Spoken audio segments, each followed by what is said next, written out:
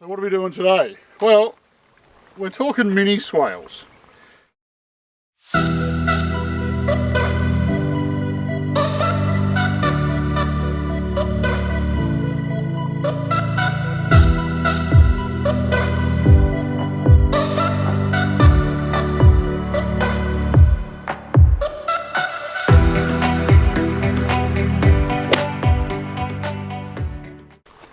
Good morning, how you going? Corey from Rockpile, how are yous? Yeah, we've been pretty busy.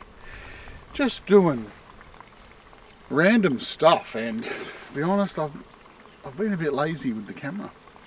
So I figured, what better time than now to bring yous along on this beautiful day. It's a Saturday. It's about currently 28 degrees. It's a lovely day. Bit of a breeze, it's awesome. So what are we doing today? Well, we're talking mini swales. So as you know, we've got a couple of big swales that we've put in, and there's various videos of them and how we built it and how they perform and that sort of thing. So I had this idea about making baby swales, just a small little ditch in the landscape on contour, just to slow the flow of water. Because in summer, at the end of summer, when we get those rains, our soil is so hydrophobic that the water sheets across the top of it, and it's crazy how it just like half-inch thick across the top, running downhill. So I thought, why not put in little ditches about say 400 wide, 150 mil deep on contour, and that will help slow the flow. So I did a little experiment here. As you can see, it's holding water very nicely. Lots of bees around, dragonflies. Oh, there's even some of those big hornet things. I'm not real keen on them, but God, they're big.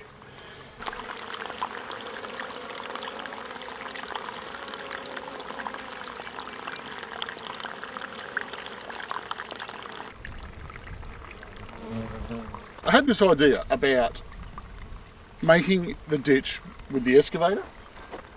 Now we don't have a tilt bucket on the excavator, that's on the wish list.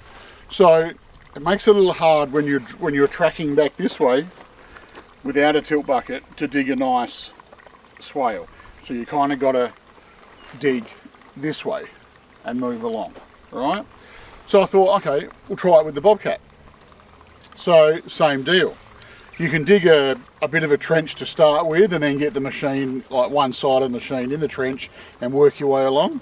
But I thought, what if I made up a thing, we'll call it a thing because it hasn't been really named yet, that bolts onto the bucket and enables you just to drive along and makes a trench and picks up the dirt as you go. Sounds great. So what did I do? I imported the bucket, measured the bucket and imported it into the CAD program, Fusion, and then I started drawing and coming up with different concoctions. Now I probably did like 10 different designs, and I didn't know what was going to work and what wasn't going to work, so I just kind of picked the best one that I thought, and there'll be a picture that will magically appear here, right? And I thought, oh, that's got to be good, that'll work, surely it'll work. So then we got it laser cut. It's all made out of 16mm plate and welded together, and it bolts onto the bucket. And I had an offcut bit of cutting edge off another machine, so I just put, that's what the yellow bit is on the front. And I'll take you over and I'll show you how we put it on. So it's got that cutting edge on the front and it works awesomely. Really, really well. So I tried it. I love it. It's just wicked. So now we're going to show you how to set the laser up, find contour, get this thing on the bucket, and we'll cut a trench in. And we're probably going to go from roughly just out of shot here to, we'll take it all the way to the excavator over there. So it's probably about 30 metres, about 30 metres worth. So let's go over to the machine and we'll have a look at this little gizmo. We might call it Trenchy. Is that a good name? Can you think of a name? If you think of a name for it, put it in the comments. All right, let's go. Okay, so this is it. So it's just a bit of some random shapes that suit the bucket. It's pretty heavy, pretty awkward to move. So I basically just got these 4 holes here, which line up with the holes in the cutting edge. So I'll take these bolts out, and I've got longer bolts in here that I bolt on with. I was going to drill 2 holes in the bucket back at the back here, so I could re-bolt it on here as well, but it actually doesn't need it. So it works quite well just with these front 4 bolts in. So let's bolt this thing on.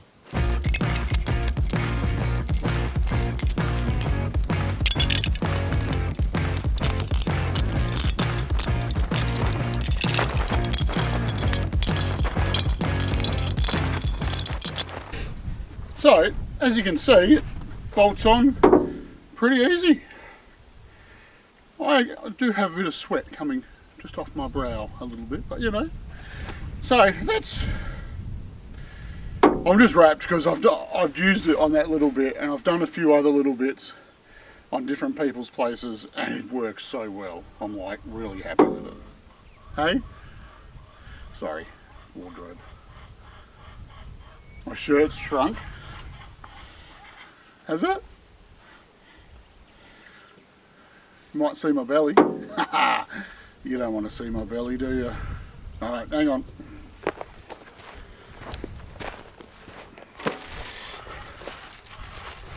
Look at that, through the power of TV. A brand newie. I tell you, I think I'm ready to hit the town. This is flash. Alright, so next step we're going to do is figure out where I want this thing. So I'll just kind of run you through how my little brain works.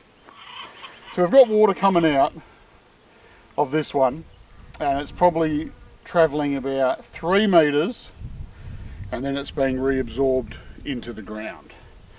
So I probably want to be at about the 3 metre mark, probably no more, so it can actually like fill up. So that's what we'll do, I think. Now we've got a few trees in here, hence these little orange tent pegs that you might see around. So we're going to try and save them, but if I happen to run over one of them, I'll make sure that I don't film that bit so Amanda can't see it. Alright, next step, laser beam. Pew, pew, pew, pew. Alright, so we've got the laser just in over there, and we've got the beeper on the staff, so we'll just turn it on. Lovely, I can't see it. Alright. Marker paint. Now, a contour line is a level line across the landscape. Water finds its own level, so if you've got a swale that is level, it'll hold water. If you've got a swale or a ditch that is not level, example off contour, it'll flow water downhill because water runs downhill. So we'll get our little beeper here, and this just picks up the laser beam, gives you a little green, probably can't see it, green thing when it's level. Now I want to take my level probably from about here. So we're a nice distance down from that one to here. This will give me plenty of room to come in with a lawnmower to mow this patch. So we put the beeper on and we find level, like that. Now I'll just turn the beep off so it doesn't annoy you too much. You can see here, well, wherever it is, you can't really see it, but green light, green is good. So we'll put a mark on the ground here. Now I'll probably go about every metre and a bit.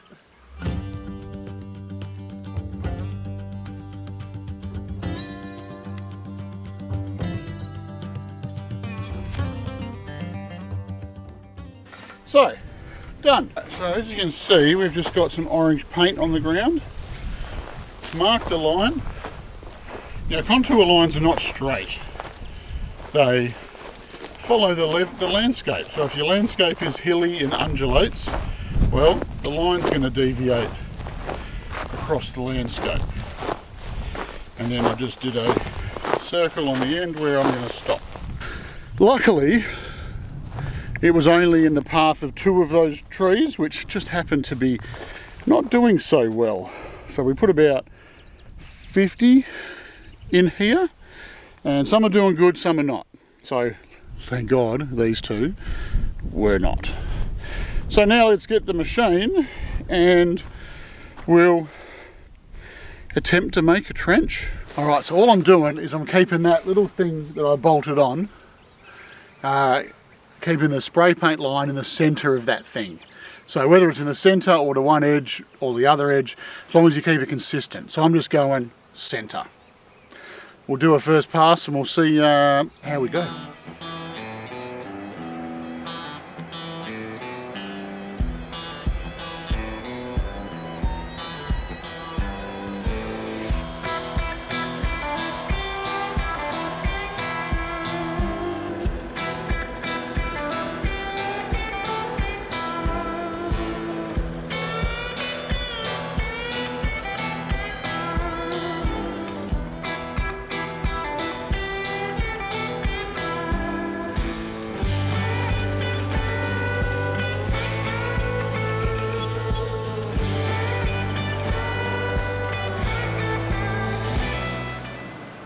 Okay, so that pretty much went to plan.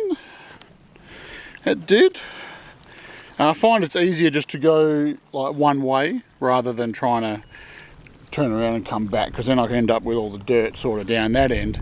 And I can't really use the bucket as normal because you've got that thing that hangs off the front, so it makes it a little bit difficult. So you kind of do the trenchy bit first, and then I'll unbolt that thing off the front and then move that dirt and tidy it up a bit. Lovely.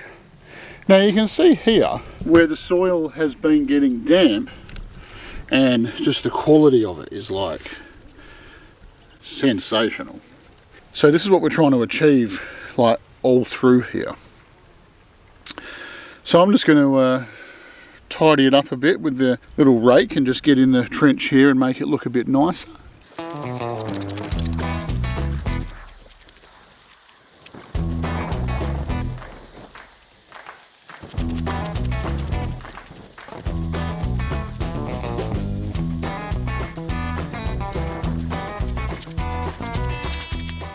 We've got water flowing in. So if you're wondering where the water comes from, the water is the overflow from that tank, which is hooked up to our bore. Our bore is right down the bottom, right? So we control the bore, like on and off. For a few days there, I'll leave it on and just let it overflow, just to fill this up, and then, you know, turn it off and then turn it back on as we need. So we're pretty lucky in that respect to have a quality bore, and this is actually what we drink. So we've been drinking this water for 3 years, and I haven't grown a second head yet, so that's even better. So what do you reckon? It's slowly filling up. It's soaking into the ground a lot, so it's not like, you know, it's not going to become a lake in half an hour. But I'm pretty happy with it. Pretty happy. I wanted to put this trench in for the last couple of weeks, and I thought, you know, I haven't really I don't know, haven't had the motivation to do it. And I thought, you know what? There's over 2,000 people that have gone to the effort to subscribe to us. So this is for you, every single one of you. All right, folks, I'm going to sign out here. Thank you for watching. Stay tuned, and I promise we will endeavour to make some more videos a bit more regularly. Even if they're just little short ones, we'll just try and keep you guys updated with just stuff that's happening around Rockpile. I reckon. Sound like a plan? share with your friends, subscribe, hit the like button, ring the bell, do all that stuff, and we'll see you on the next one. Later.